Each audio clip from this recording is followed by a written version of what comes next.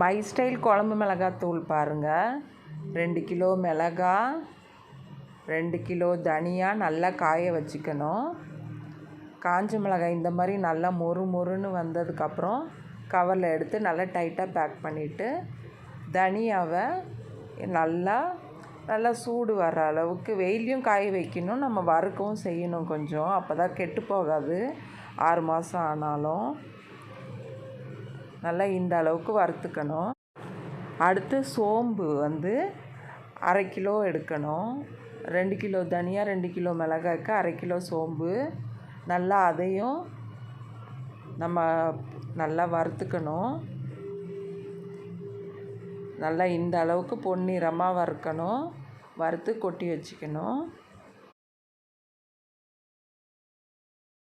அடுத்து சீரகம் 350 கிராம் எடுத்துக்கணும்.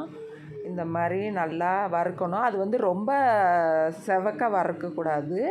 நல்லா அந்த சூடு தொட்டால் சூடுற அளவுக்கு இந்த அளவுக்கு வறுத்துக்கிட்டு கொட்டி வச்சுக்கிட்டு, அதுலேயே நம்ம கிளறி விட்டுறணும். அந்த சூட்லேயே அது சரியாயிட்டிருக்கும். ஏன்னா ரொம்ப செவக்க வறுத்தா மிளகாத்தூள் கசக்கும். அடுத்து கடலைப்பருப்பு 1/2 கிலோ எடுத்துக்கணும். அதையும் நல்லா பொன்னிறமாக வறுக்கணும். சீரகம் மட்டும்தான் ரொம்ப பொன்னிறமாக இருக்கக்கூடாது, மற்றதெல்லாம் பொன்னிறமாக வறுக்கணும். கடலைப்பருப்பு 1/2 கிலோ நல்லா வறுத்து அதையும் கொட்டிக்கணும்.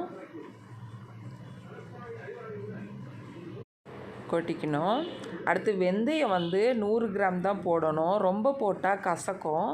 அதனால் 100 கிராம் போட்டு நல்லா அதையும் வறுக்கணும். அதுவும் கொஞ்சம் நல்லா பொன்னிறமாக வறுத்துக்கணும். இந்த அளவுக்கு வறுத்துக்கணும். அடுத்து கடுகு 1/2 கிலோ, அதையும் நல்லா வறுத்துக்கிட்டு, நல்லா அந்த சவுண்டு உங்களுக்கு வரும், அப்படியே பொடிகிற சவுண்டு வரும். அந்த ஸ்டேஜ் வர வரைக்கும் நல்லா வறுக்கணும்.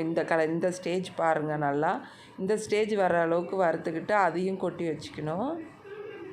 அடுத்து அரிசி, அது நம்ம ஓரளவு எடுத்துக்கலாம், எவ்வளோன்னு எனக்கு கணக்காக தெரியல. நான் சாப்பிட்றதுக்கும் கொஞ்சம் சேர்த்து வறுத்துப்பேன்.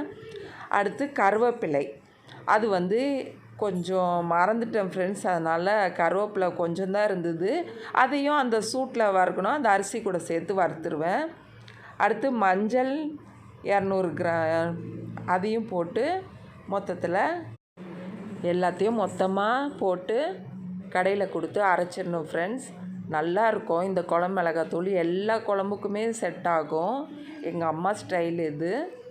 நீங்கள் வேணால் ட்ரை பண்ணி பாருங்கள் ஃப்ரெண்ட்ஸ். பார்த்துட்டு சொல்லுங்கள் எனக்கு.